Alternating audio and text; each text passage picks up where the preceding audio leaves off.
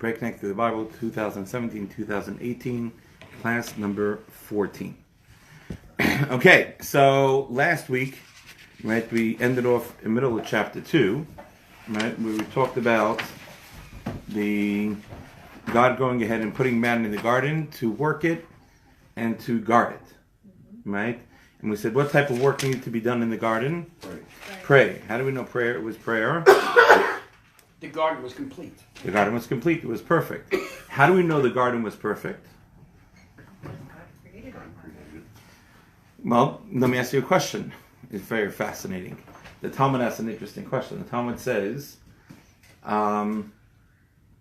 is God that there was again a Roman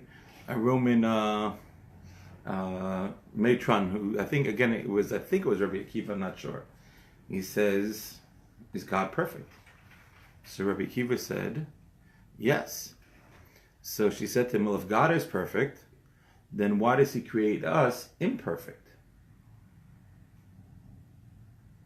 Right? For example, he says he creates a boy with a foreskin. And then we have to cut off the foreskin, which then makes him perfect. So, but if God is perfect, wouldn't he create everything perfect? So he said to her, he says that's because he left us space to be partners with him in the creation of the world. And this is a way that we become partners with God in the creation of the world. Right? And right, and so therefore when I asked you, is the garden complete? Maybe it really means is maybe he left it imperfect so we could complete it. How do we know it was perfect? Well, it was perfect, but all it needed was prayer to make everything grow. How do you know?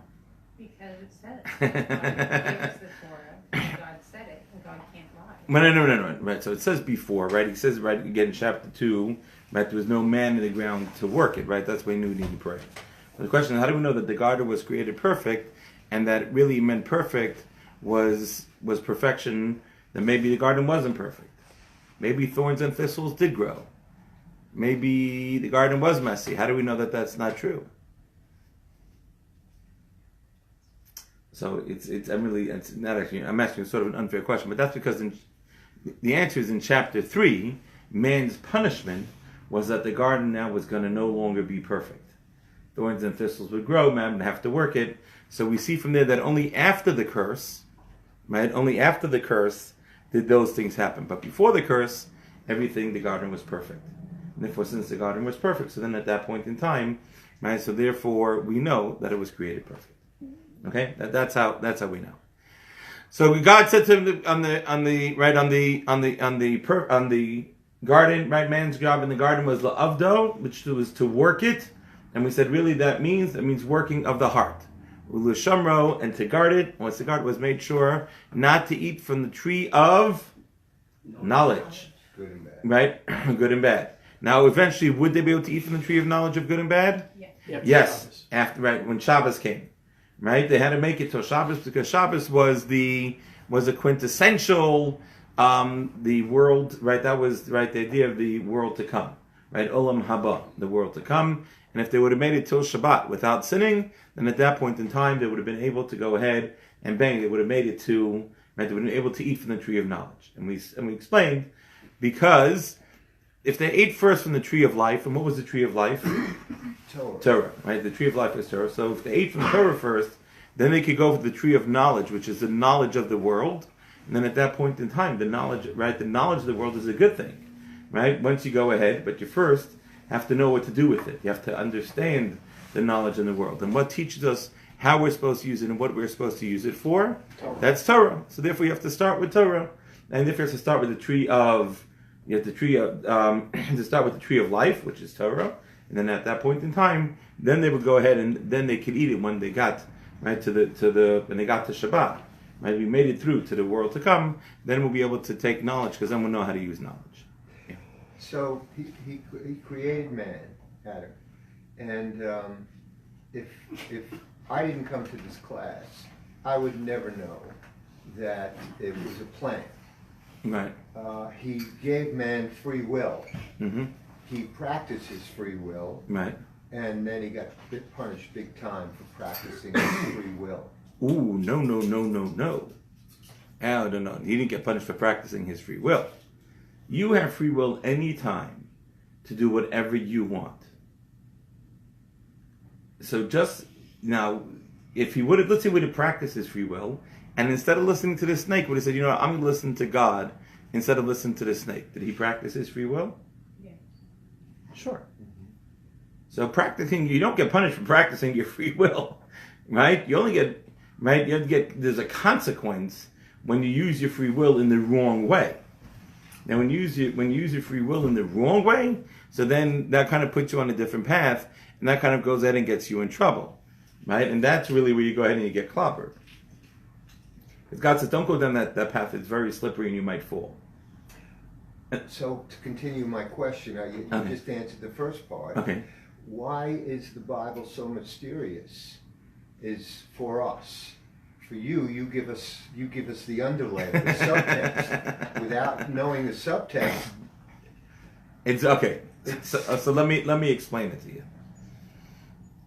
The Torah was written that a 5-year-old could understand it, a 15-year-old, a 25, a 35, 55, 105, from the simplest people to the greatest men on the world.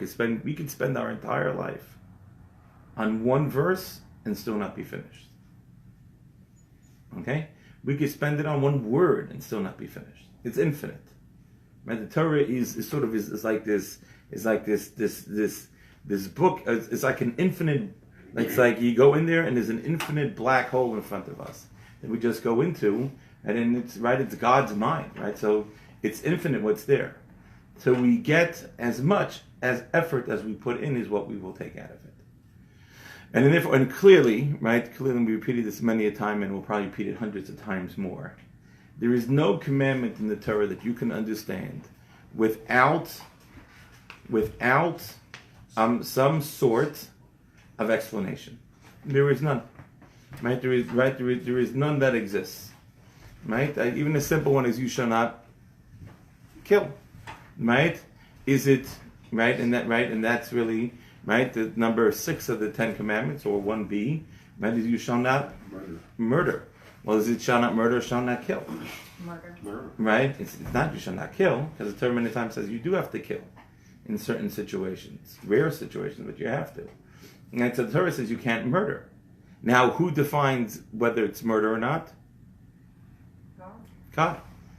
Right? But so there's nothing, but you can't even start that, right? It says lo tzach, right? And even how to read it is an explanation, right? So you always need an explanation, right? So never ever let anyone tell you, well, it's black and white, right? Because there are 50 million questions you can ask on any verse, right? And so you have to get that knowledge. Well, that's why they say it's best to have a rabbi learn with her. Of course, right? That's absolutely. Isn't the Torah almost like Cliff Notes, and you need all the other the Talmud, the Mishnah to help explain it? Excellent. I actually would say that the lecture that God gave in Mount Sinai, the lecture was the Talmud. Right? The Torah, right? Our Torah here, right, is just the Cliff Notes. Right? This is just the Cliff Notes of that lecture. The lecture is the oral law. Right? So it's not even that the oral law explains the written law. The written law without an oral law is empty.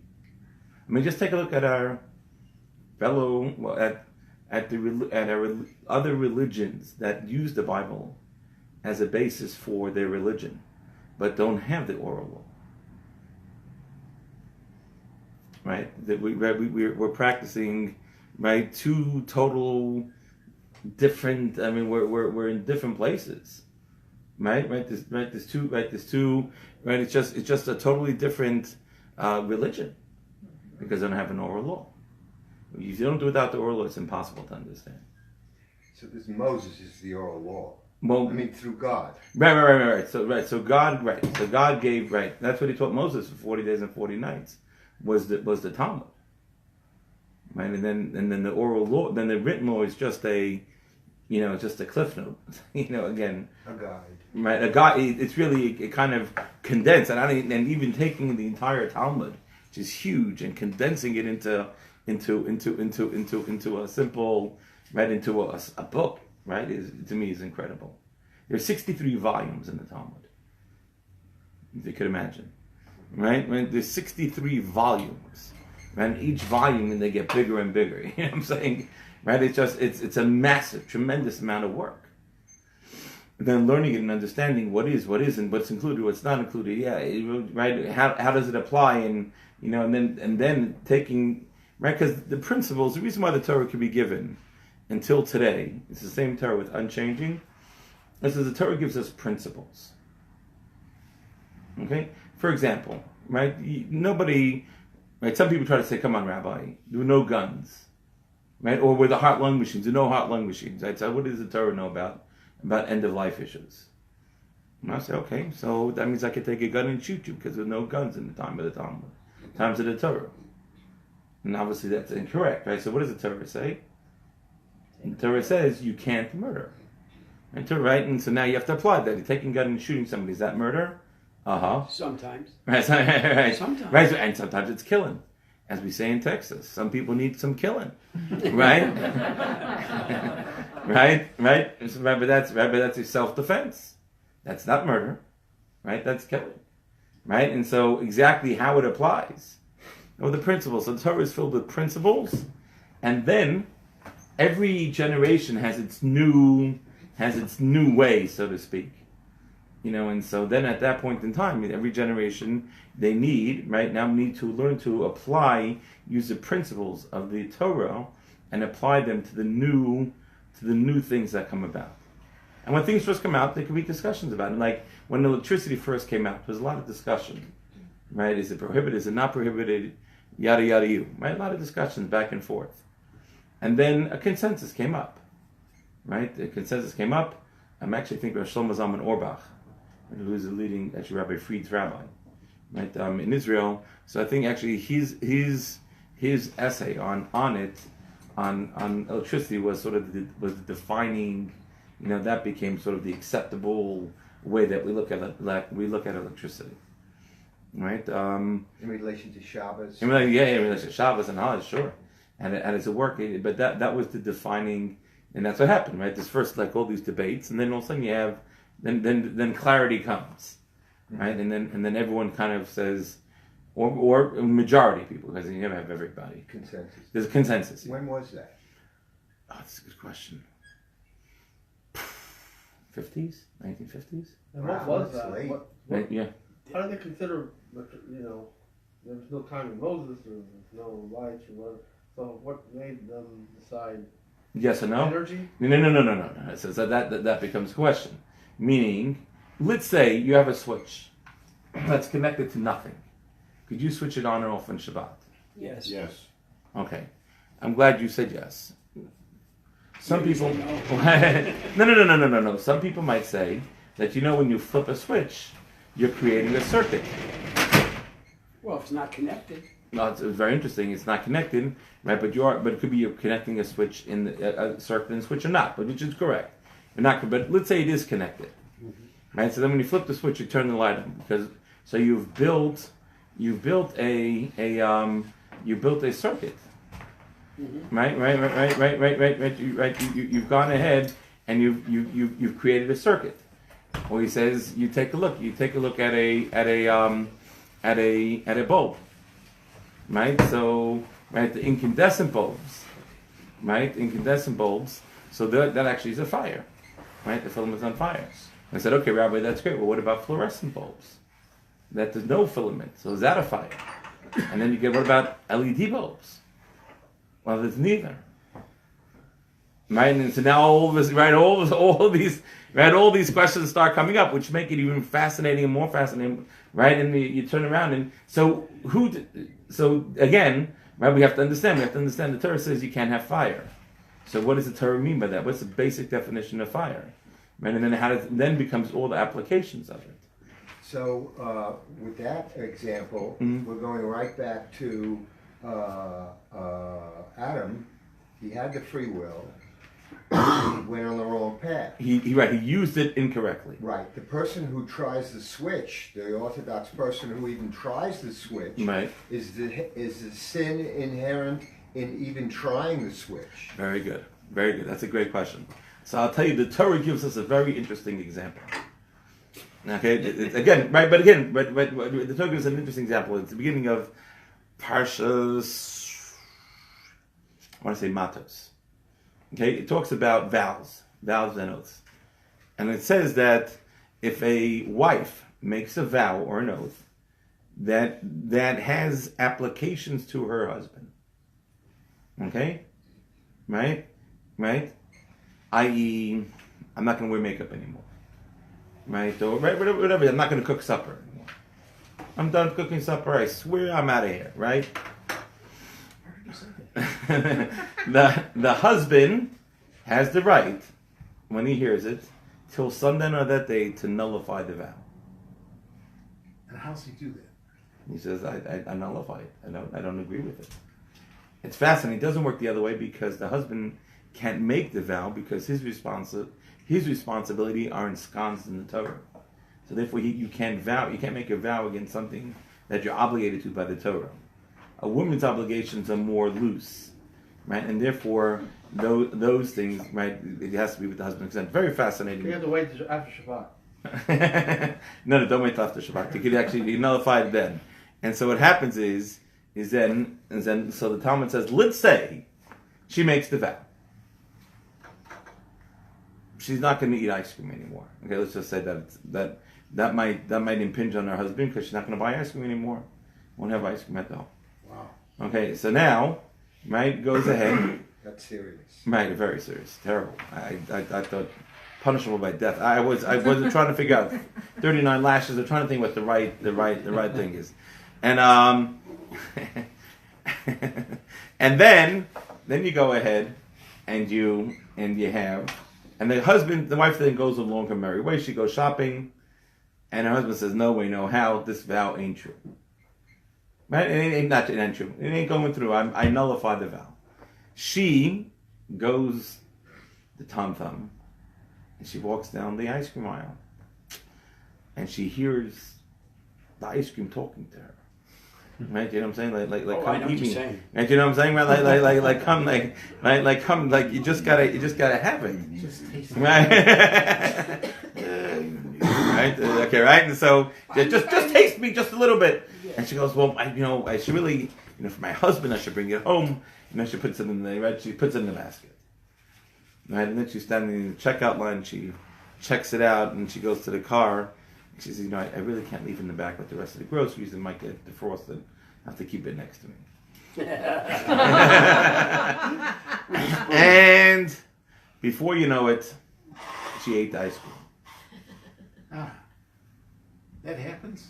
Never. I can imagine such a thing. I'm asking you just to imagine such a thing happening. Does she need to be forgiven? No. Why not? She never The vowed. vow was a no. The vow was a no. So the Torah says she has to ask for forgiveness. She has to ask who for forgiveness? God. Really? Yeah. Because she didn't know it Because was... she didn't know it was a no. Good. And as far as she was concerned, she was sinning when she ate it. She ate it anyway. She made a bad choice. The Talmud says in that case she has to ask for forgiveness. So there's a lot of intent. Intent really, you should understand the Torah is really, if you say what's more important, action or intent, right? Which one's higher? Action. Right, so it's very fascinating. Yes and no. When there's a conflict between the two, you have to follow the action the Torah prescribes. Okay? I mean you have to follow that action. But the Torah always says intent is much more important. Right? Your intent of what you want to do or what you're trying to accomplish is much more important. So let's say if somebody wants to do mitzvot and they have it in their mind, they really want to do the kind thing and they couldn't do it because of the circumstances. Right. So the sod still counts. Absolutely. I'll tell you one of the greatest stories that I've heard in this aspect. Something in the story that really I cry every time I see it. It was we brought in Mendelssohn, right? He was one of the Russian refuseniks. We went through a lot of right? The Russians threw him in the Gulag, like to Siberia, really bad stuff. And what happened was they went ahead, and he was sitting in the Russian Gulag. He knew nothing about Judaism. He just knew that he was Jewish. And he tried to do something. They took him, they threw him into the Russian Gulag. And they put him into solitary confinement. And he goes, I know I'm Jewish. I know I'm here because I'm Jewish. What does a Jew do? Lights a candle. So he says, well, today's Friday. Jew lights a candle Friday night. Right? Friday night before Shabbat, the Jew lights a candle. I said, what's the only problem? He doesn't, right? No candles, no matches, nothing, right? He's in the Gulag with nothing there. Scratches it on the wall. So he goes ahead and he takes his finger and he scratches out 2 candles on the wall of the Gulag. And when it came time to light candles, he scratched on the 2 flames and lit his candles. Now, if I was to ask you, did he light Shabbos candles? Yes. Absolutely. Okay, absolutely not. There's no flame. Doesn't matter. Right. But are you going to tell me But the intent. the intent to me was so pure, right? That the intent, I'm jealous of the reward he got for that intent of lighting those Shabbos candles. Yeah. Right? Yeah. Right. So that's why we say, right, intent is really what drives it. Right? But at the end of the day, you have actions, and therefore, when you have a conflict, etc., what to do. Okay, but that's really, it's really intent, right? What are you intending to do? What are you trying to do, right? And then you're putting in what I call the good old try, right? Right? Good old boy try. You do what you can do. That's what God requests of us, and that's our obligation, right? What about when people on Shabbos and there's a goy available and it would be really nice if the air conditioning was on. Mm-hmm. I'm not saying go turn the air conditioner on. Right. So, again, so there are all laws on how to deal with this stuff. Okay. It happens to be interesting. I remember, I think it was Rosh Hashanah, and right before Rosh Hashanah, my air conditioning went out. Okay. Again, it was like 100 degrees, Mm-hmm. and we had a newborn baby at home. So at that point in time, it was pikuach nefesh, right? Right. So it was I'm before sorry, it was what? pikuach nefesh means it was life threatening. Okay, sorry. Life threatening. Because the baby could. Baby, they sure. Inspired. You have little kids. Little kids are. I mean, I got a bunch of little kids as well, but certainly a baby, newborn baby. So I called up an air conditioning company. I said, "I'll give you a credit card now. It's my holiday, right? My air conditioner is broke. They couldn't come till after Rosh Hashanah started. He said, do me a favor, park in the back. Don't fall up in front of my ass. Park in the back of the house and fix the air conditioner. Right? Because, right, it's right, it's dangerous. Sure. And so, right, that's what you got to do. Right? So that's really, it's right, the Torah gives us all the ways on which it works or doesn't work. And it's our, and then that's where free will comes in. And there's a fascinating corollary to this. I don't know if you ever heard this, but I've always heard, Rabbi, you have no free will. You just do what God tells you to do. He says, you lose your free will. He says, I really have free will. Right? Because I do whatever I want. Sorry. So what I said to them is, so listen what the Talmud says. Talmud says something so sophisticated here. It's like, it's so incredible. Talmud says like this. Talmud says, the only way to have free will is to learn Torah. Because if you don't learn Torah, you don't know what decision to make or not to make. You just know what you want to do. You don't know what God wants you to do.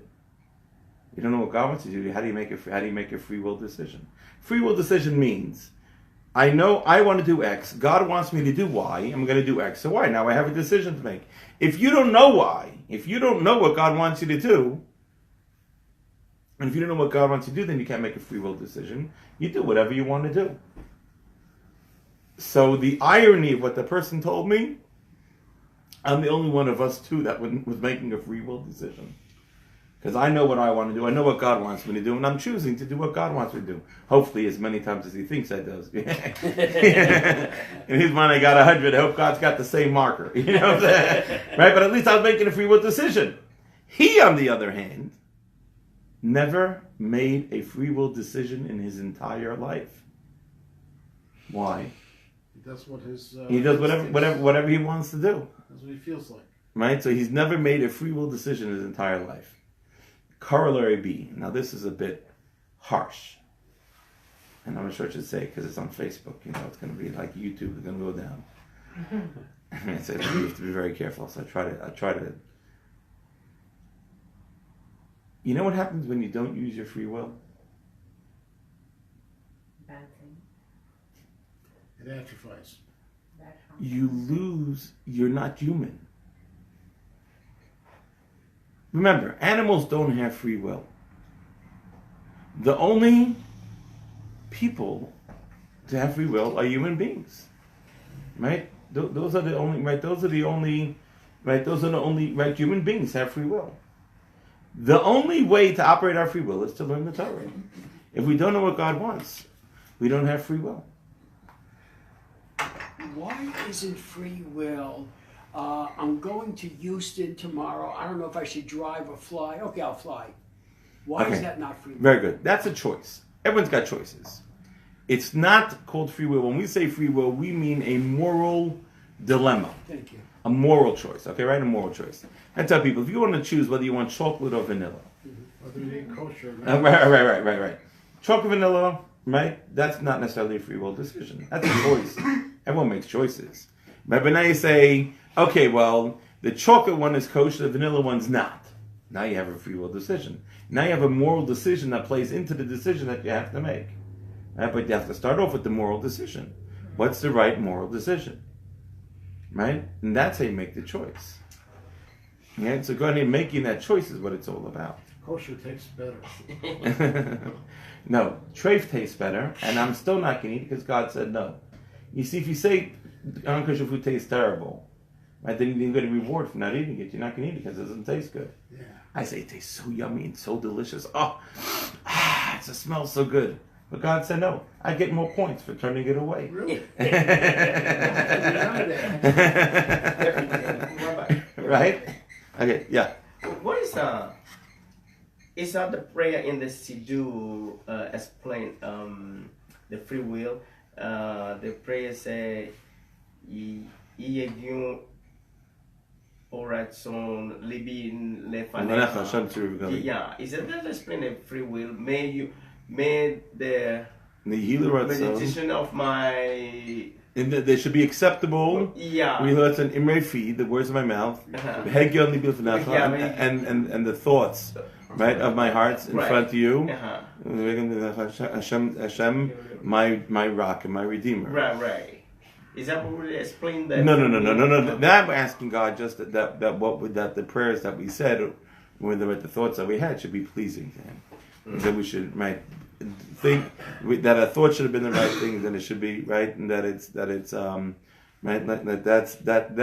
what we're doing, right? That's what we're saying, right? Is that it should be right, that those two things should be right, that those things should be there. And, okay, good. Go ahead. So that was an amazing story because it's making my mind spin. Mm-hmm. So I'm sure you don't speak about the point system facetiously. You know, the better your deed or intent is, I mean, that's great. You can save a life, you can save your own life, etc. Right. But the little points count up. Right, sure.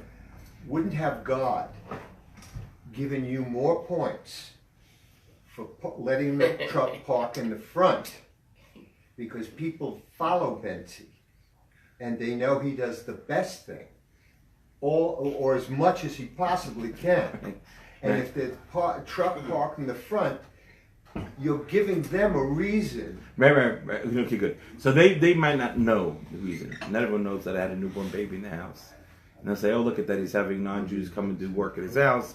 I could have that too. I could have a maintenance call on the holiday, etc., etc.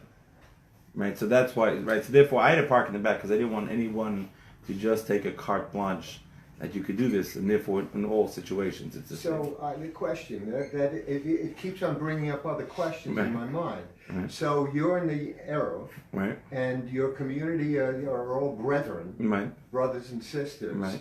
And again, I ask, wouldn't they have known that Bentzi chose to have the truck out there for? Okay, so I'll get to the real point.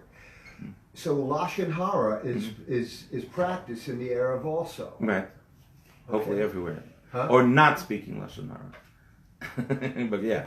Go And ahead. so you're saying that they would have said, "Oh, Bentzi." No. They might have taken the wrong. They might have learned the wrong lesson from it As a role model. as a role model. Yeah, as a role model, you have to be very careful. You weren't. Means they might not know that that there's you have to go through ABC checklist before you can do that. Right? They might learn the wrong example. Yeah, but you would correct them. If they would ask me, but they might not ask me. And that's actually called Maris Ayin, right? Going ahead and putting it into a place where something people don't know, and it looks funny, and therefore is that an issue than a Maris Ayin, right? That you're doing a deed that looks wrong, even though you might be okay, right? And it might be okay. So you always have to have that in the back of your mind. You don't want to look like that. Well, that's why you'd be selective, like where you might meet someone, meaning you wouldn't want to meet them at a non-kosher restaurant. Right. I mean, my previous rabbis were, we had a conversation, like they would never be seen in these, not because, everybody would know they're not going to eat anything, drink anything, touch anything, but the point being is you're a role model and you wouldn't want anyone in the community seeing you come out of Applebee's or whatever. Right.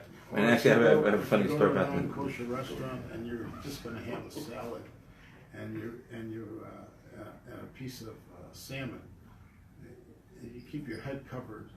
Don't take your cap off because you cover up your yarmulke. Because somebody might walk in there and see a Jewish guy is eating here and think, well, I can eat anything here. Right. Okay. And again, in eating in a non-kosher restaurant, anything, even salad and fish is not so appropriate. Sometimes you don't have a choice. It's funny. With that, No kosher restaurant around. Go to the grocery store, find something with the picture. There's a great story actually with that. There was once a rabbi gets off the plane, and he walks out and he goes ahead and he sees the president of his congregation going into a non-kosher restaurant. Yeah. And his sister's just looking at it through the glass, and the president's just sitting there just chomping on down. And finally, the guy, president finishes and he comes out of the shoulder and says, "Hi, what were you doing?" He says, "I was eating." He said, "But it wasn't kosher." He says, "You kidding? This is the first time I ate it with under rabbinical supervision."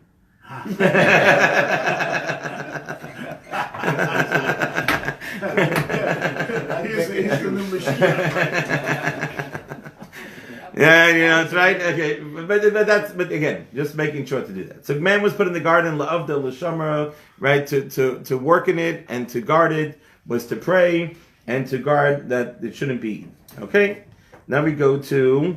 Now we come to fascinating case of the creation of man. Of man and woman. Okay, so for all of you that are married, take notes. For all of you that aren't yet married, or have been married and are no longer married, take a lot of notes. Okay, and now we're going to get into the famous story of the creation of man and wife. Okay, verse number 16. Verse number 16. Page 13. Page 13, chapter 2. Verse number 16. Joy, you want to read? If Hashem God commanded, right? Yeah, Hashem, yep. Okay, right? Verse number 15. Okay. What chapter? With chapter 2, verse number 16. Wow, we're And making Hashem progress. God commanded the man, saying, of every tree of the garden you may freely eat. But of the tree of knowledge of God and bad you must not eat thereof. For on the day you eat of it, you shall surely die. Hashem said, it's not good that man be alone. I will make him a helper corresponding to him. Now, Hashem... Okay, good. Let's first start at this. So what does God say? Don't eat from the tree of knowledge. Meditating to true knowledge. Okay, that finishes up our last, right? But now what does he say? It's not good that you be alone. Not good for man to be alone. I'll make him a helpmate corresponding to him. Well, let me ask you a question. Is it a helpmate or is it opposite him? Well, it depends It's on not, how it's you not an behave. opposite. It's an Is that how- extension. Use the word corresponding. Kenegdo. The Hebrew word is kenegdo, like opposite him. But it depends on his behavior and his mannerism. It acts, there's an action where there's an interaction that allows them to make good decisions. Okay, good. So, you can't, in other words, you can't function alone. You can't always make the decision on your own. Sometimes you need help. And there's one side of it is yours, the other side of it is hers, and you got to meet in the middle. Really? That's the way it works in my house. Yeah, I know the wife always wins. That's right. I want to do one thing, she wants to do the other thing. We compromise. I do what she wants. Exactly. That's a good compromise. And it's a very good compromise. You know what compromise is? That's when no one gets their way. That's right. A camel is, right? It was built by committee. You're right. Right? It's a horse built by committee. Right? Right? So, is it a helper or is it opposite him? I think it's a teammate. Just playing a different position. It's Support a, and challenge. Good. Covering the field. Okay, good. All good stuff. So the Talmud says, if you merit it, they're a helper. If you don't merit it, they're opposite. Right? But it says now, a helper opposite, right? So also, right, if he's doing the right thing, she's to be a helper. If he does the wrong thing, she's opposite him. Right? So, but it's interesting, right? Is that, so from this verse, who is higher, the man or the woman? The woman. She's the last. She's a helper. Well, yeah, I know, but the last creation is usually the best or the most perfect because he had time to think about it. And she certainly would not have been lower than him. That would have been horrible. I think she's you trained him well. It's very good politics. No. Right, but this is a Torah. We have to speak the truth. You know what I'm saying? Like you just suck it up and say what it says. So the answer is like this. Norm, listen up.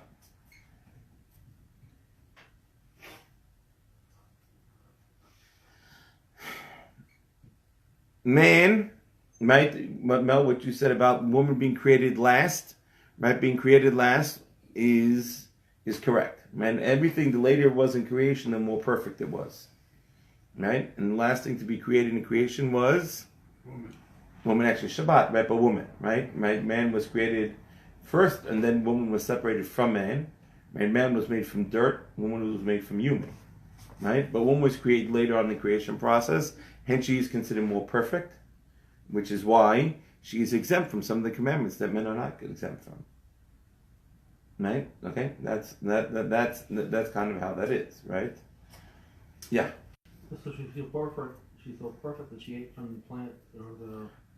Okay. So we're gonna see. So they both have free will, right? So we're gonna have to see now how that free will goes ahead and manifests itself. But didn't she have to cook for the man?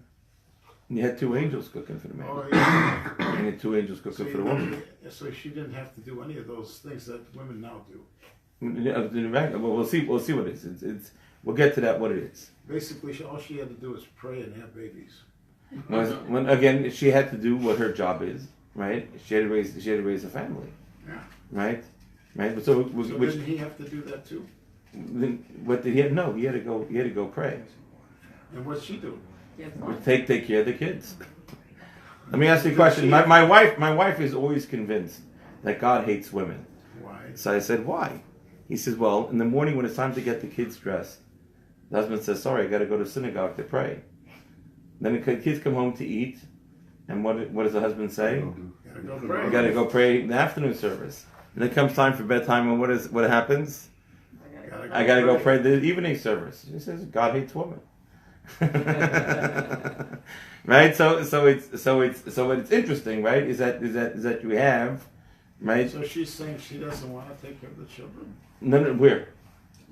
She's telling you she doesn't want to take care of the children. No. She would rather go to synagogue and pray. Absolutely. But again, it's funny because people make a very basic misunderstanding. Our job isn't what somebody else is doing, and I like doing that job better. My job is to be the best who I can be. That my wife was created more perfect than me is irrelevant to me. Because that's not my job. I'm not a woman. She has to do what she has to do. I have to do what I have to do. My job is to be the best guy I can be, the best husband I can be. So when they say he's only a man, that really is true. but it's irrelevant. Yeah. Because just like I like the job of a Kohen.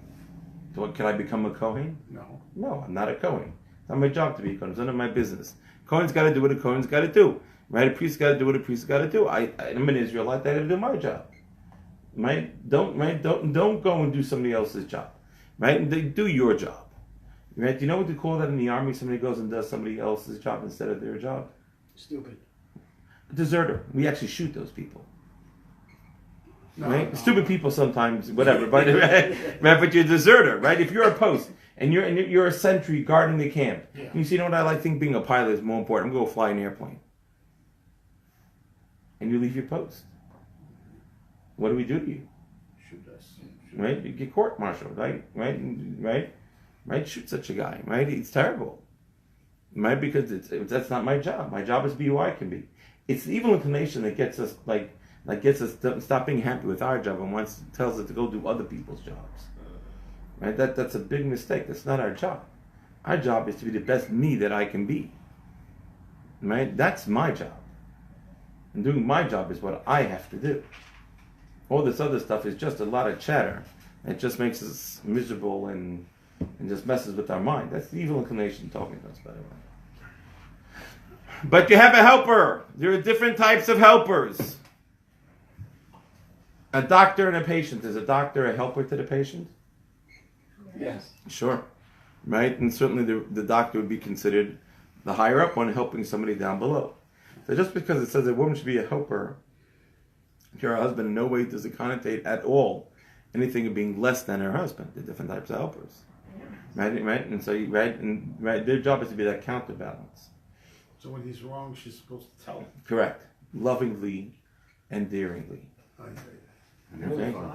Okay, right? right, that's right. That's our job. That's her job. That's our job. What you left out, part of it. Our job is to tell them and tell them and tell them and tell them. And then she's done with that. Tell him again. Yeah. Right. But that's right. So that's right. So God says it's not good for man to be alone. Right? Why is it good for man to be alone? Because he'll become self-centered. And become self-centered, Become a good, taker. and become a taker. Yeah. Right. And will destroy his life. And he won't be able to be anything but a taker. Is that what you're And saying? it will be very hard to be anything but a taker. Right. But he still could become a giver. It's hard. Okay, right? So it's not good for man to be alone. I'm going to create him a helper opposite him. Okay, excellent. Okay, let's continue. Verse number 19. Go ahead. Now Hashem God had formed out of the ground every beast of the field and every bird of the sky, and brought them to the man to see what he would call each one. And whatever the man called each living creature, that remained its name. Okay, so what happens? What happens now? God says, let's go name every creature. Right, so start bringing all the creatures to man. Right? And the name that Adam gave him, And the name that Adam gave him, what's his name? And what does that mean? that means the animal was like his name. right, means that the essence of each animal, right, the essence of each animal, right, was in its name, right? So in Hebrew, if you understand the Hebrew names of all the animals, right, you'll understand the essence of each animal. For example, I'll give you a couple examples. How do you say dog in Hebrew? What do I say dog? Kelev. What does the word kelev mean? Kollel, all heart. Man's best friend. That's a dog. Right? Okay. How do you say camel in Hebrew? Gamal. Gamal. What does gamal mean? Gomel chasadim. He does kindness. Why does a camel do kindness? Because he carries He you. carries you over a hot desert to the one side to the That's other. kindness. How do you say donkey? Democrat? How do you say an elephant? Right? How do you say a donkey? Chamor. Hamor. Right? What does the word chamor mean? Haul. It means, All things. so it's interesting. It comes from chemar, brick, mortar, stubborn, right? And it's a donkey. It's called a chamor. You weren't wrong, Mark. Right. Is that right? And so, right, every animal. So what happened was, right, is that at that point in time, right, he had to go ahead and he had to be able to understand, right. He had to understand the essence. And so God brings them all to Adam. Adam understands, right, all the essence, right, of all these different animals, and he goes ahead and he calls them by their name. And he goes ahead and gives them What's the the name. Hebrew word for lion? Ari. Ari. Isn't that about one of the? I heard something about a zoo in Israel where you can learn all about the meaning of the names. Have you ever been to that zoo? And there's a biblical zoo in Jerusalem. Biblical zoo. Right. Zoo. I think when I was there, it really wasn't so much of a zoo. I think they've gotten better. But So Ari. Ari. What's What does that mean? I mean, how's it spelled? Aleph Resh Yud. So how's that the essence of the animal? I don't know. You're supposed to know everything, Rabbi. That's not true. He's still learning. I'm still learning. I'm still trying. Okay, but God knows It's everything. Ari, Aleph, Resh, Yud. Yeah, right. So there's a Yud in it that's connected to heaven. It could be. It's Ari. And it's interesting. I don't know what it is, but Adam knew what he was talking about. He called him an Ari, and God signed off on that and said, He's an Ari. "He's an Ari." That's right. Okay. Right, so and every brother, and he brought them to the man to see what he'd call each one. Whatever the man called each living creature, that remained his name. Go ahead, verse number 20. And the man assigned names to all of the cattle and to the birds of the sky and to every beast of the field. But as for man, he did not find a helper corresponding to him. So Hashem God cast a deep sleep upon the man, and he slept. And he took one of his sides, and he filled in flesh in its place. Okay, stop here. What is wrong with the sequence of these verses? Well, we talked about a woman, then we talked about animals, and then we're coming back to Woman. To woman. Yeah. Right? So if you ask me, these verses are way out of line. Why? Because verse number 16, God says it's not good for man to be alone, I'll make him a helper corresponding to him. What then all of a sudden verses 17 that was verse 18. Verses 19 and 20 we start talking about naming all the animals. Right. yeah. We're doing name all the animals. We're committed to creating woman. What is Because God wanted him to see that there's no animal that's like him. That's corresponding to him. who cares? And Adam names all the animals like you're telling me the story how woman is created, and all of a sudden I get this whole zoology lesson of all the animals in the world and the names. Adam had to be convinced that there was no helpmate for him in that realm.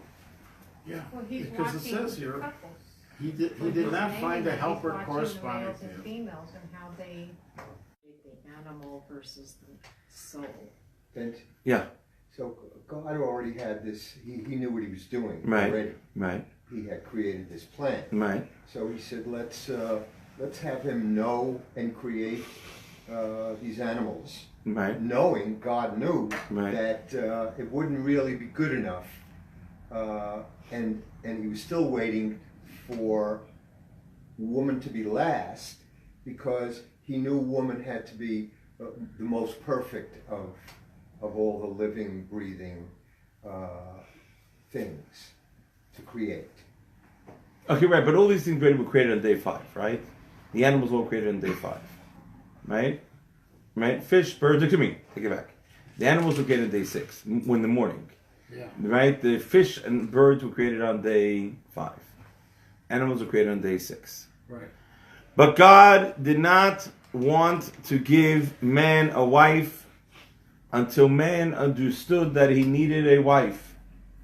If a guy doesn't understand that he needs his wife, he won't treat her properly and should not get married. So that's what I was saying.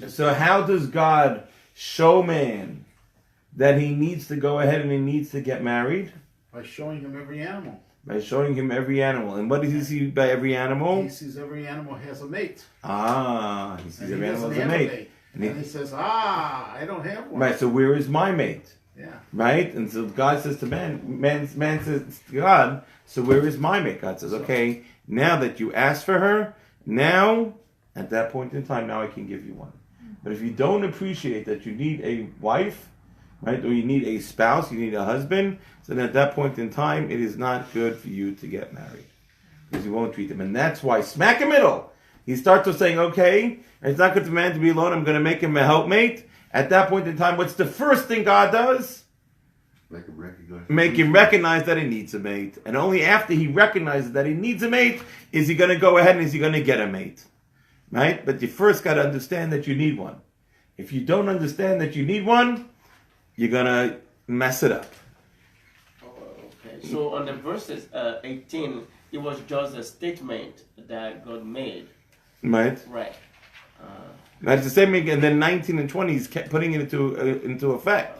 And he's saying, okay, now we have to go do this. Now, let's discuss the more global question before we get into all the details here. Why does God want man to be married? Be able to be a giver. So he can multiply. And So both be fruitful and multiply. Okay, so good. So let me ask you a question. Why didn't God make it that we're fruitful and multiply without being married? Checks and Because he balances. did, in fact, he was a hermaphrodite. He was a hermaphrodite. Yeah, so I mean, he was first a man and a woman together. Right. But if they're a man and a woman together, it's one soul. Right. They can't share. I mean, you can't share, you can't be a giver if you can't share. Hold on, one second. What did you say? You said. You had the right answer. No. Why does it have to be? Why does it have to be a Checks and balances. So when you say checks and balances, what do you mean by checks and balances? Well, I going back to tree of life, tree of knowledge. Right. And if you didn't have this other soul to be a helper or a soul to be corresponding to your life, then everything would be back, rather than thinking about things from a different perspective of what God truly. Okay, it's not plugged in. Yeah, okay, let me try plugging it into the wall. Because it's not charging. Okay. Right, so It's not so, it wouldn't be, it wouldn't be this animalistic approach to life. Life had to have this spiritual context to it, and if you have a corresponding soul that you're give and taking with, then it's not all about your animal physical needs. It's about how you're creating a more godly world. we think 2 heads are better than 1? 2 souls are better than 1. Well, so it's very fascinating. It's not. This was. We're one soul. We're one soul, Yes, right? We're not two souls, right. right? Again, when God created man, originally, right? When God created man originally, was man one soul or half a soul? It was one soul. It was one soul, right? He was one soul. Actually, it was 613 souls. Right? No, he was one soul, 600,000. Yeah. He was one soul, and then what happened? Right, he was one soul, and then, right, God's when he split man into two, right, he also went ahead and he split the soul into two, and we each got our own piece of the soul, right, the man woman soul, right, we got a piece of that soul, and we each got a piece of that, right. Yes. And then at that point in time, right, when we went ahead and we got thank you so much. we got a piece of that soul, right, or our half, right? A woman got a woman's half, and a man got a man's half, right? And now when you put the two pieces back together. But why does it need to be two? Why do we need to be two, not one? And the answer is like this. Because God could originally create it just as one soul, and we would have been done with it. God goes ahead and God says, if I leave you as one soul, and I leave you as a hermaphrodite, he says what's going to happen is you will turn and be focused only on yourself. And what happens when you're focused only on yourself? Become a taker. You become a taker. And what's God in his essence? A giver. A giver. And what's our job in this world? Emulate God. To be emulate God and to become a giver. Right? So if we stayed as one, we'd be takers. Our entire life we'd be takers. And we can never achieve to become like God. So God says like this. I'm going to go ahead. I'm going to split you into two. And I'm going to split you into two. And I'm going to make it that your job is to get married and to give to the other half. And that way then you can become one. But by becoming one, you'll be a giver rather than a taker. Right? Because there's a fundamental question you have to ask over here. Can God change his mind? No. Let me repeat the question. Can God change his mind? Impossible. Yes. Cannot. No. Okay, good. Let's do this like this. Very simple. If you think God cannot change his mind, raise your hand. Okay, good. Okay, which one? Okay, if you think God cannot change his mind, raise your hand. Cannot. Cannot change his mind. Okay, put your hand down. If you think God can change his mind, raise your hand. How can he change his mind? Okay, let me ask you all a question. Okay?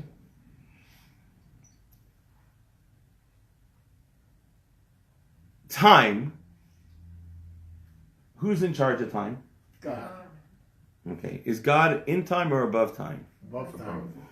So for God, everything happens when? Now. Now. Past and future. Now. So could God change his mind? No. No. No. Let me ask another question. Does God know past, present, future? Yes. Sure, when that's why he knows it, because it's all happening now. Right. Right? God knows, right? God knows everything.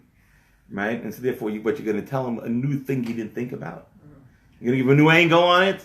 Right? Did he know what was going to happen? You give him new information? No. No. Right? So therefore, God cannot change his mind. God is unchanging. Yeah. Yeah, but there was okay. I understand it. All right. But there were several times in the Bible. Ooh, go ahead. Moses, don't destroy the whole. Ooh, now you're asking like a lamdan. Little nachas. We're going to blow the Look whole at- place up. Nachas report. Tell your parents. You're asking like a lamdan. Okay, say, but we see in the Torah that Moses changes God's mind. Well, why do we pray then if we can't change God's mind anyway? We can change us. Oh, very good. Moses did What not happens is change when we God's pray, mind. Moses didn't change God's mind. No.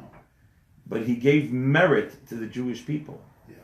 And when we got merit, what happened? God forgave us. All of a sudden, X deserves to die. But X plus 100 doesn't deserve to die. Right? So when we pray, we're not changing God's mind. We're changing who we are. And when we change who we are, right? So then all of a sudden, then what was supposed to happen is irrelevant, right? By changing us. Aren't there characters in the Bible who negotiate with God?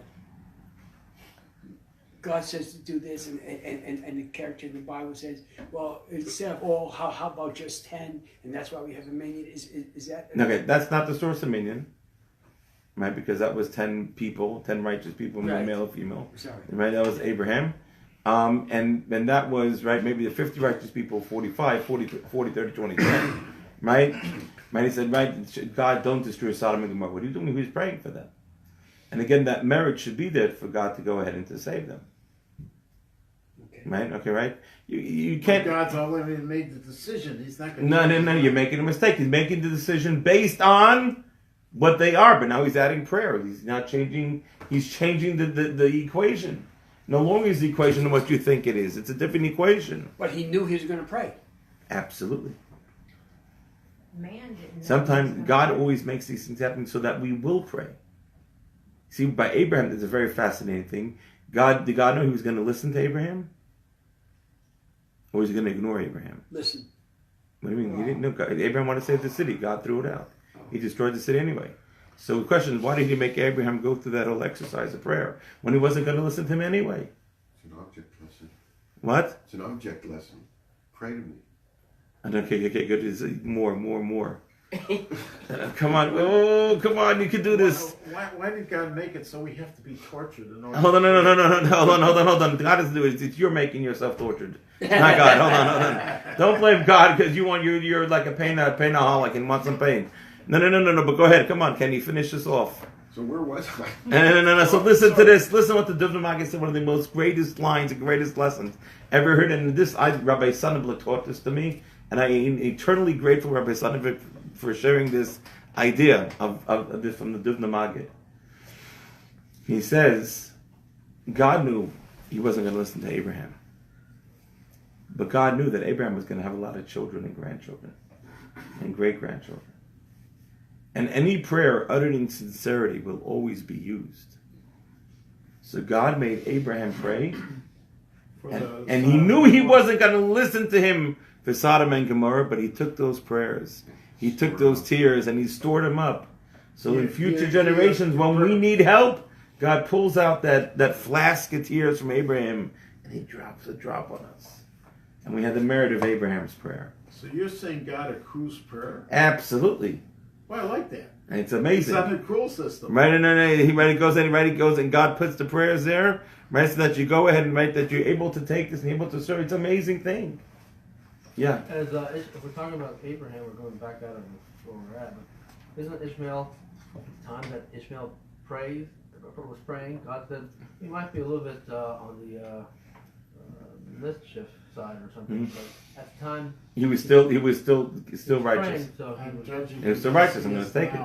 And now that the story of Sodom and Gomorrah, just going back to that for a second, right? Who prays and is listened to? Lot, the guy who's the bum. And Lot prays, and God immediately grants his request.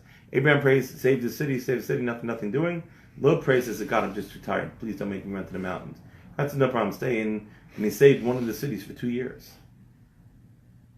Right? So he could rest. So it's the question, so why did God listen to Lot's prayers and not Abraham's prayers? Because Lot didn't pray one. So this was new. He gained more from a small prayer. No. The answer is like this. God did not want to have to use those prayers later on for Lot's grandchildren. So he used it right away. So many times, and to understand this idea about prayer, right? Many times we think God doesn't listen. Yeah. And you know what God's doing? He's accruing it. He's accruing it. And saving it for when we really, really need it. For our children and grandchildren, great-grandchildren. And never think your prayers go unanswered. Never, ever, ever think that. Thank you, Rabbi. I'll do a better job now. Right? Never, ever think that. I'll have that in mind. God takes those prayers and He saves them up.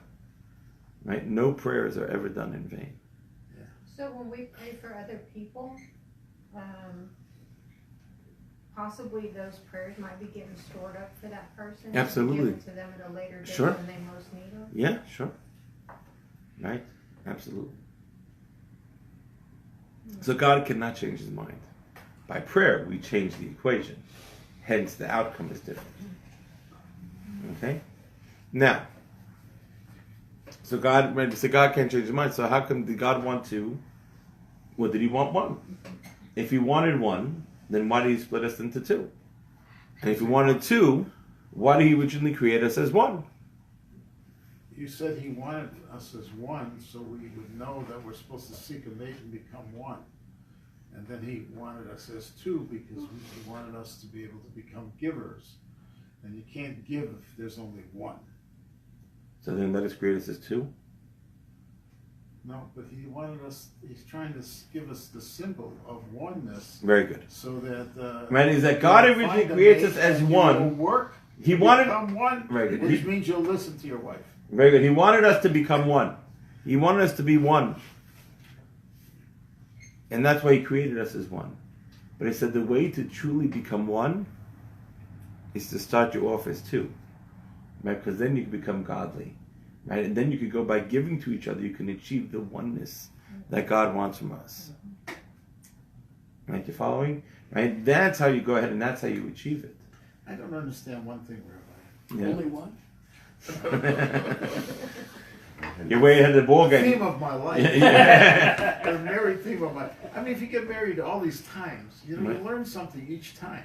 Right. You're saying you can't become a natural giver by being married.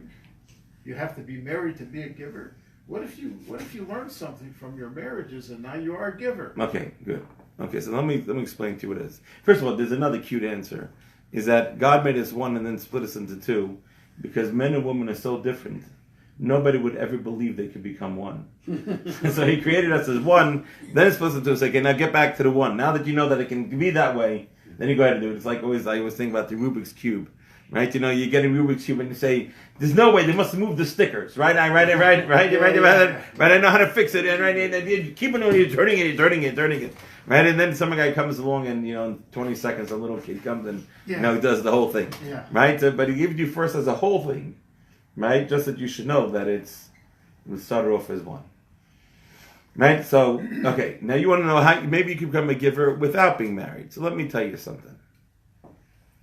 I'm going to explain to you why marriage is a school of becoming godly.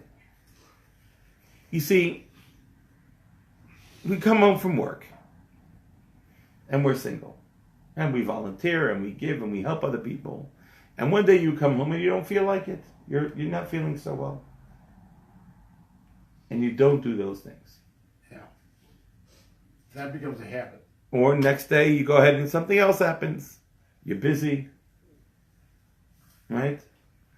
When you are married and you walk into your home and you want nothing better than to go to your cave and be left alone, had a hard day at work, and all of a sudden your spouse comes running to the door saying, I was with the kids all day, the first person over 5 that I got a chance to talk to, right? Help me, you hear the kids, right? Whatever, right? And she said, I'm out of here or I need to talk to you. And you really don't feel like taking care of the kids. Or you really don't feel like talking. You better talk or you're in trouble. But why are you in trouble if you don't talk? Because she won't talk to you. You're not giving. You're not giving. See, when you do something that you don't want to give, and the only reason you're doing it is because the other person wants it, right?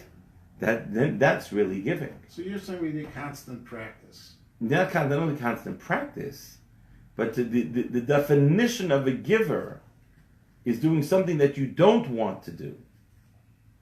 Not doing what you want to do. Doing something because you want to do it, then you're not a giver. Then you're not a giver. You're really a taker, right? Because it makes you feel good, so you're going to do that. right? It's when you don't want to do it. And what's called the school of giving? The school of giving is called marriage. Marriage is a school of giving. When you give when you don't want to, you're not in the mood, you don't feel like it, you have a headache, the list goes on forever. And what does it say? You have to learn to give. And if you don't give, you're busted. Horace, you and I are in trouble. Is that the essence of life that God created? Every opposite Be married. balance, so that you could see the proper, or, any opposite. You still have the ability and the gift to come back and make a better decision. Yes. Because we have that in us. That's life is full of tests that are meant there to make us become godly, and we have a choice. Right? We have a free will, whether we're going to do it or not, or we're going to pass the test or not. Now the good news is you don't have to worry about passing any test, because any test that you don't like, don't worry about failing it. You'll get it again. You can't go on to the next test till you pass the test, right? So therefore you have to make sure that if you don't like a test, the answer is just suck it up and do it, so you can move on from that test and get on to the next test already. And you can only do that by studying and growing and learning. That's the only way. So animals... Again, that's the least painful way to learn it, or the most pleasurable way to learn it. Mistakes are the worst. And well, they could be. Right? And the cost of the mistakes go up. Right? You know what I'm saying? Yes. Right? You don't teach a kid, right? When they buy a cheap toy that's broken the next day on a dollar tchotchke toy. And then when they buy the $5,000 car that is worthless, but it just looks pretty on the outside. Or they then buy the house that looks nice, but is not solid, right? That's the next $250,000. Or then they go and they pick out a spouse based on looks rather than on values and essence. That's life, right? They teach the kid to be shallow instead of being intelligent and to look deeper beyond that, right? The cost of our mistakes keep on going up, and our goal is to teach our kids the cost at the beginning, so we save ourselves a lot of heartache. And the manual to get through life is the Torah. Is that, we were talking this weekend about these 30-somethings that are not getting married. Mm-hmm. And I'm just throwing out an anecdotal comment here. And it's all this career, it's all, But travel, I need to travel before I'm ready to get married. Right, yeah, I need to travel, and they're traveling and with groups now. It's like this cluster of... Because they like being around people that don't want to get married either. Yes. Right? Because that way, because God says it's not good for man to be alone. Right? I'm going to go ahead and write is that the job of marriage is still for us to learn to become givers. And if we learn to become givers, we can learn to become godly. If we don't, we blow it up. Man, it's real, right? When we talk about, self-centered, narcissist, or whatever it is. Right? But the idea is it's not godly. And our job in this world is to become godly. I have people come into my office and say, Rabbi, we're ready to get married. I go, Mazel Tov. So what are you going to give? Let me give? So I say, okay, well, why do you want to get married? So the guy says, well, when I'm ever with her, my life is so perfect. She makes me such a better person. And I say to her, why do you want to get married? She says, because every time I'm with him, I'm just such a better person. Right? I'm kinder, gentle, whatever it is. And I say, I'm so glad. Go find another rabbi to marry. I said, why? I said, because if I marry you, you're going to be divorced in 2 years. And I don't want to break my record. They said, well, what do you mean? I said, well, you getting married, why are you getting married? I said, you're getting married because the other person makes me feel so good. Right? So again, is it about the other person or it's about me? That's about me. It's about me. Yeah. And when it's all about you, what's that called? Taking. And when you become a taker, what's that called? Godly. Not godly. So around the other way. When you get married to give, so what are you doing then? Giving. You're giving. And what happens when you're giving? More godlike. More godlike. And what happens when you become more godlike? You become amazing. You know, Rabbi, there's a few species in the animal world where they marry for life. Now, They mate for life. They're not married. all right, they mate for life. But you know, certainly if they're together all the time, they must be giving to one another. Don't they? And animals do not have free will. So they can't give. Giving, it's all ridiculous. And again, the expression we're talking about, right, is to learn to become a giver, learn to be godly, right, make moral decisions. They make no moral decisions in life. They're. So why would they stay together? Why did God? Why would they make God? So why would God make certain species mate forever and certain species not mate forever? Right. Good question. I don't know. Ask him. I've thought about it. It's a good question. I've thought about it. I've thought about it. Why is there right? And different animals have different cycles, whatever it is, and how do animals know which one makes life, which one doesn't? Right, when they're born, deep in the DNA, whatever, they're just encoded. This is what they do, right? Right? Why do God make it to some species that the female eats the male after they mated? Right? Yeah, right? Just go ahead. The answer is it's a fascinating world. Fascinating world. And I'll tell you something amazing. God made it that way. And there's lessons to be learned from all those things that take place. And hopefully we're smart enough to go and to look at it, to learn those lessons. But marriage was created for us to learn to become givers, for us to become godly and godlike. For humans, though. Right? It's for human beings. That's the purpose of it. Yeah. Do you know which animal was created first and which animal was created last? You know, that's a great question. It's a great question. I do not know. But that might be an interesting... This night is called Stump the Rabbi. No. But that might be just an interesting thing to look at. Because let's say it's the bonobos, which they just discovered recently. Now, the bonobos is a chimpanzee-like animal, but the female is the king of the roost, and she, and forgive me everybody, she makes peace by having sex with the guy who started the trouble. Really? Absolutely. They're very un-chimpanzee-like, right, who kill each other and eat each other. Right. So if we knew that the bonobos... That's the thing. It's a fascinating question. I do not know.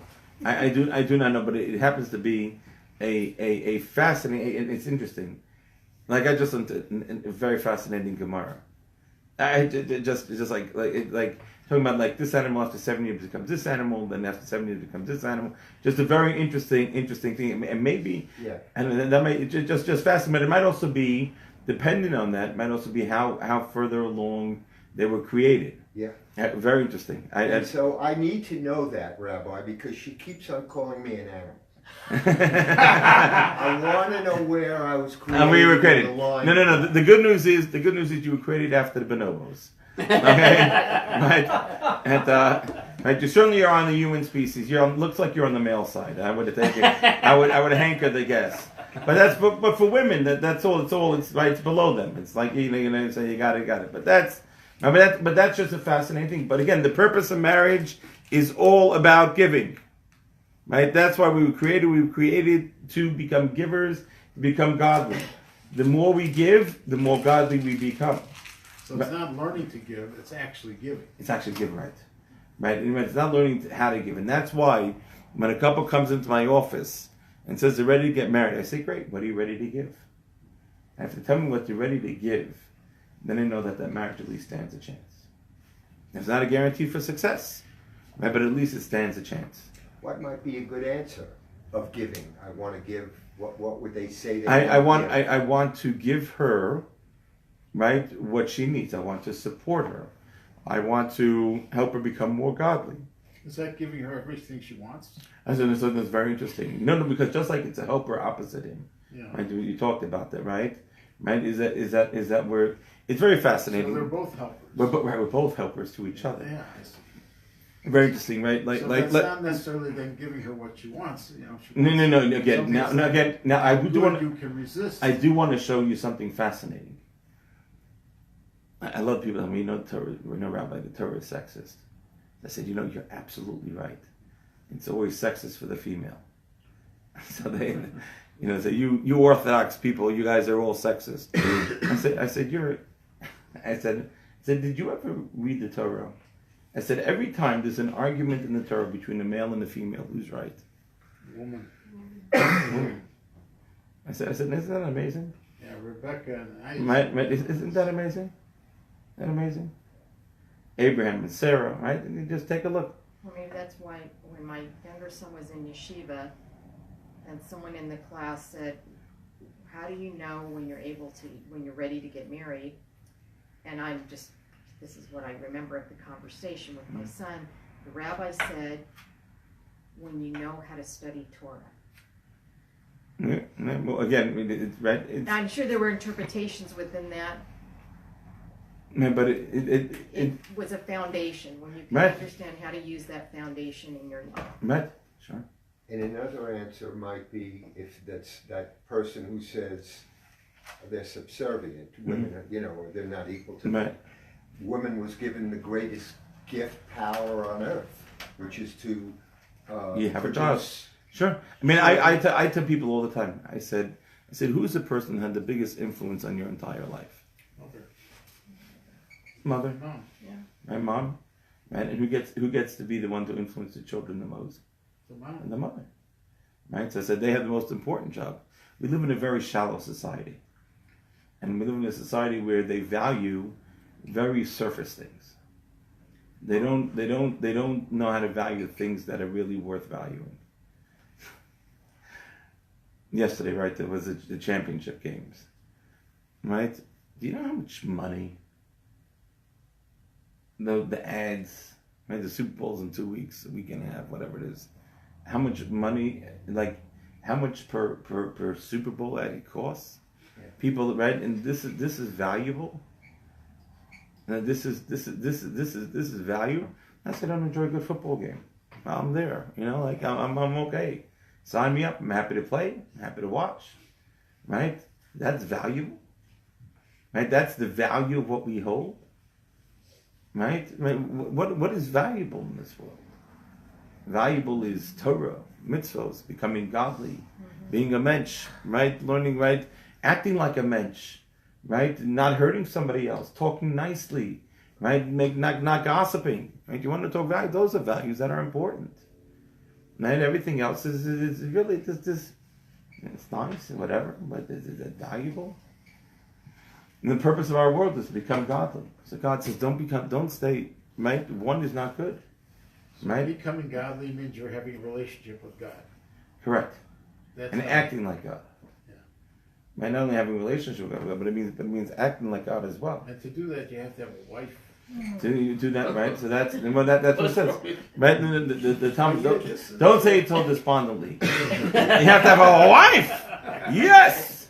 Right? When my son, my older son was 9, the younger one was 5, and the older one said something about getting married, and the younger one says, I don't want to get married. Well, if you don't get married, you can't have a family. Okay, fine, I'll get married. He was 5 at the time. Right? Just very fascinating. Right? How do we create a whole generation of me's that went to yeshiva and seminary and I'm sorry. The answer is we live in a world that is very much like that. God, right? And our values, right? People that have children that are in their 30s and it's values. People forget where our values come from.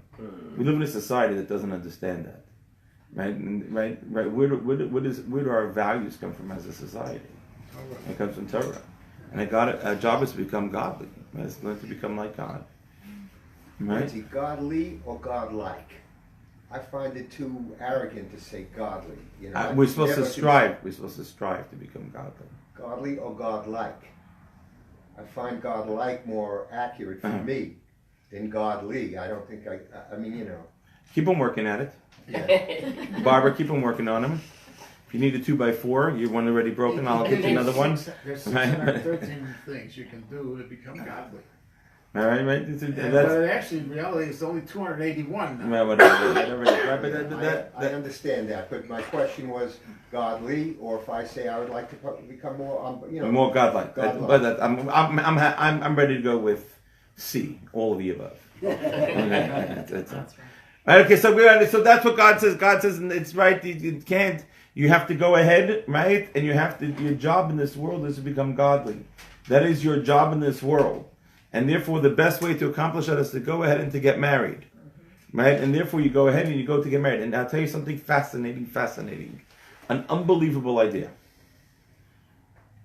People say to me, right, why does a guy have to marry a girl and a girl a guy? Like putting a guy and a girl, one from Mars and one from Venus, and tell them go become one. It would make so much more sense to make let a guy marry a guy and a girl marry a girl.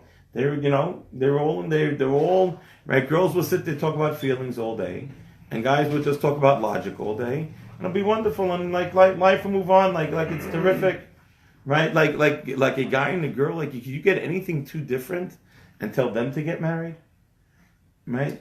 And so my answer is, I tell you exactly what it is. God says, yeah, I want a guy and a girl to get married because I want you to get out of who you are and learn to give to somebody else, right? And we're so different, and our job is to learn to become, right, to be givers to that other person, right? Never mind that there's a male soul and a female soul, and male soul and female soul are a match, right? Not a male soul and a female soul and a female soul, right? But it's a male soul and a female soul, right, that go in and have that match. Right? And our job is to put the two halves of the soul back together again. But purposely it's like that. If guys, I'll give you an example. Guys go ahead and right? They learn in yeshiva, okay, what you got to do, this is how you pray. 3 steps back, 3 steps forward, bow here, bow there, right? This is how you bow like this, and how you go like this, and they give you all the right moves. You know when to stand up, you know when to sit down, and prayer is wonderful, terrific. You got it all down. Right? So if guys would be in charge of prayer, how would we pray? Robotic-like. Robotic-like, right? All of a sudden a guy gets married. And he wants to get the manual on how to treat your wife. He gets the manual. And he does exactly what the manual says. To the T. What's it say? And what does his wife say? What's wrong with you? Right? The wife says, I don't feel that way. I feel that's yeah. Right. I had one of them. Right. Excuse me, Norm. How many did you have? No, I'm curious. 3? Right. So you see, he forgot to meet me first. That was his problem. Okay, so what happened is you go ahead and a woman says, I just don't feel it. Right? And the guy says, what's feelings? Right? That's exactly what my answer was. Right. Well, what do you mean you don't feel it? Right? This is what you're supposed to do. I did actually supposed to do. Why? Right? And then a woman gets married, and it's all these things. I feel that way. But the husband says, but that's not what it is. She says, yeah, but I feel that way. And the guy says, what are you talking about? That's not logical. That's not logical. It's not logical. And all of a sudden, a man gets exposed to feelings, and a woman gets exposed to logic. And what does God want from us? To mold those two ideas together. Right? He wants us to learn how to pray, and then he wants us to take our feelings and to ensconce them inside how we pray. Right? He wants us to pray, wants us to feel, but he wants to put it into the proper words and how to say it. right? And that really is right. Where God takes a guy that's all logic and a woman that's all feelings, right? And kind of molds those two together to create, right? To create that oneness, that combination of both, right? That's what God wants, and that's why He wants us to, right? By being married, that's what we go ahead and that's what we do, right? We combine those two pieces together. It's the two halves of a soul, and we put them back to going ahead and to being this oneness, right? That's what He's doing. Right. That's our job. Right. That's what we're supposed to be doing. That's where we're heading. And that's what God says. Understand. You started as one. I'm going to split you into two, and I want you to figure out how to get back to one. Right. I want you to go figure to learn how to give, to become the ultimate giver of godliness. You know, they tell a story with. The tzaddik of Yerushalayim, Rabbi Levin, whose wife's foot was hurting. And so they go to the doctor. So the doctor says, "What's the problem?" So he goes, "My wife's foot is hurting us." My wife's foot is hurting us. Right? Right? It was one. He internalized it, right? And that's what it means to become one, and that's how the two souls come back together. And that's how we become the one that we're supposed to be. And that's how we go ahead and we wrap ourselves together to become the oneness. Right? And so that's what it's all about. Right? Learning how to do that. Right? And to become the one that God wants us to be. And if we understand that that's what it's about, so then at that point in time, marriage is a whole different ballgame. Right? I need to be married because I need to learn how to give. I need to be a giver. And who am I going to give to? My wife. I'm going to pick right. I'm getting married so I can give to you. Right? And that's really. Right, and that's the purpose of marriage, right? To learn to become a giver, and to give, right, to give to each other, and to become godly in the process, right? And that's God says, and there's just this simple idea. He starts them off as two, as one, and then splits them off into two. Right? And the lesson is go become one. Right? That's the lesson. Right? Go become that one that God created. Everybody says marriage is a work in progress, so it takes decades to really become the one, and you never stop becoming the one. Once the work stops, you're in trouble. Right. Correct. It's a work in progress. But why? Because perfection. It's the art of working on it. Right? It's the more you work on it, right? The brighter you shine. Right? It's like polishing a diamond. Right? And the more you polish it, the better it looks. Right? And so and what happens is we start off where we think we sparkle, right? Then we look a little closer, and it's really not as clean as it looks. Right? So we got some more work to do. That's like thinking you're holy. Right. In trouble. Right. And what happens? You get the thought like you might be holy. Right. And the more you look, the more the closer you become, the more you realize you can clean, and the more you realize you can sparkle. Right. And that's really that's. And you take a look. You see like the great sages of our generation, and people truly become just godly people. Right. They go ahead and they just achieve godliness that's way beyond. Right. But we see it's possible to achieve that. It takes a lot of work. Right? It takes work. It takes effort. Right? When you go, bang ourselves again and again and again, and again and again and again. You just go bang, bang, bang, bang, bang. And to do that, right? And it just takes a tremendous amount of work. Rabbi. Yeah. When what's his name? When he said Norman said he has three, just remind me something. A question is, it is prohibited for rabbis to get more than one wife. It is Nowadays, 1,000 years, but it's very fascinating because actually in the Garden of Eden, man can marry more than one wife, and women were allowed to marry more than one man. They both could have multiple husbands/wives. The kids were born instantaneously. Because kids were born instantaneously, right? Once woman sinned in the garden and became and then she got pregnancy as one of the consequences of the sin. So now, if a woman would have more than one husband, they wouldn't know who the child was from. So therefore, that no longer was allowed to marry more than one husband. I say another way. She got her credit line cut down to one, right? But that's what happened, right?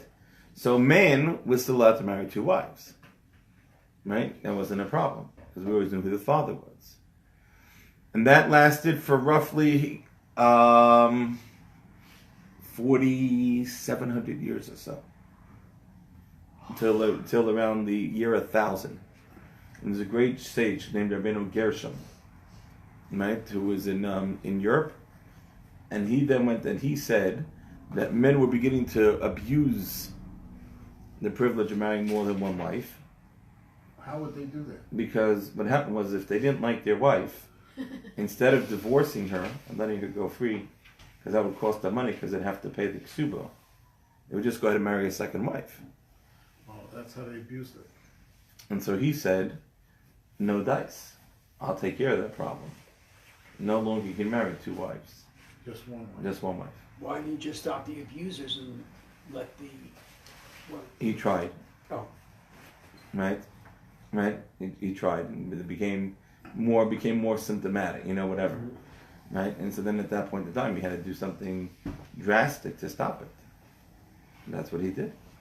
I hear that in Israel, there is one top Hasidic rabbis that well known, in the whole world, that has 2 or 3 wives right now.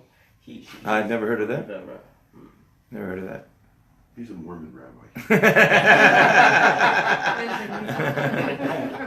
now again, you should know.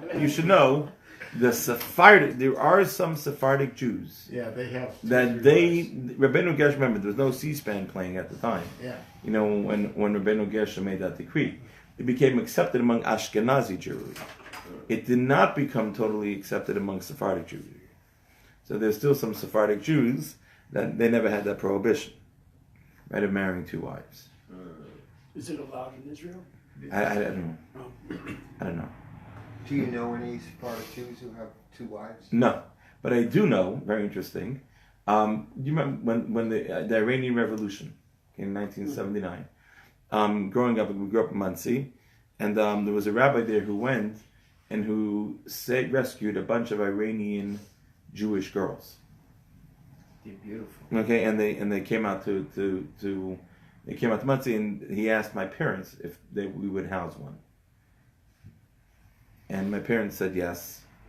And so she moved in with us. I don't remember for how long. And when she got married, so she and her husband were from Iran. I don't know if it's all Iranians, but it's certainly where they came from, that it was they could marry more than one wife. So in the ketubah, okay, in her ketubah, they wrote that he would not marry a second wife unless she agreed to him marrying a second wife. Oh.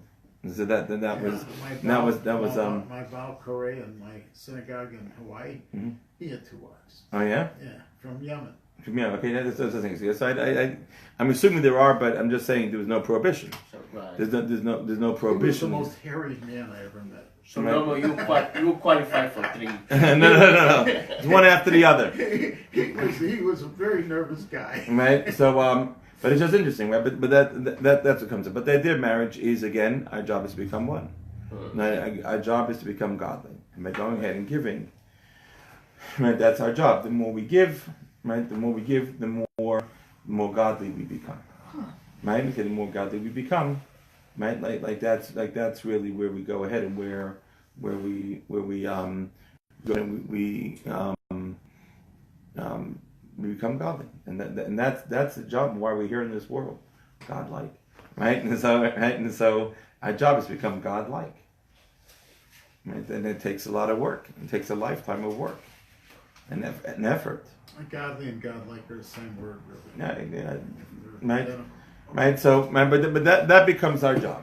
Rabbi, can you talk to us briefly? But next week will be in a week of Tu B'Av, right? What? The Tu B'Shvat? Yeah, Tu B'Shvat. Tu B'Shvat is next. Is next Monday? Yeah. Next Tuesday? Uh-huh. Okay. Tu B'Shvat is the holiday. It's considered Rosh Hashanah Li'ilanos, right? The Rosh Hashanah for new trees, right? That's a holiday, right? That's on the 15th of So you eat figs on that day, right? On Tu B'Shvat, some people eat fruits from the 7 species of Israel. You might we don't say tachlan in davening. Yeah, that's a big claim to fame of Tu B'Shvat. Right, but it's some people eat different fruits. No, but we are having class.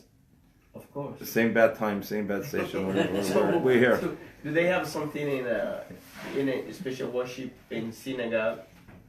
Not really. No. Not really. Some people go ahead and they eat, and it's the 15th of Shvat. So some people go ahead and they try to get 15 different fruits. And they eat 15 different fruits. Man, that's where there is a seder for. Man, a seder for Tu B'Shvat. A more mystical. Yeah. More mystical aspect. Yeah, for we Ashkenazim, it's it's a good day. It's a good day. It's a good day to learn Torah. Mm. Right. I think some people on Tu B'Shvat might pray for a good esrog, for sukkahs, right? But it's Rosh Hashanah Lilanos. It's a new year for the trees. Okay, that's what it's about. Okay, so I think this is a good place to stop, right? So okay, and next week we'll pick up on the story of the creation of man. Everyone have a wonderful evening. Pretty good.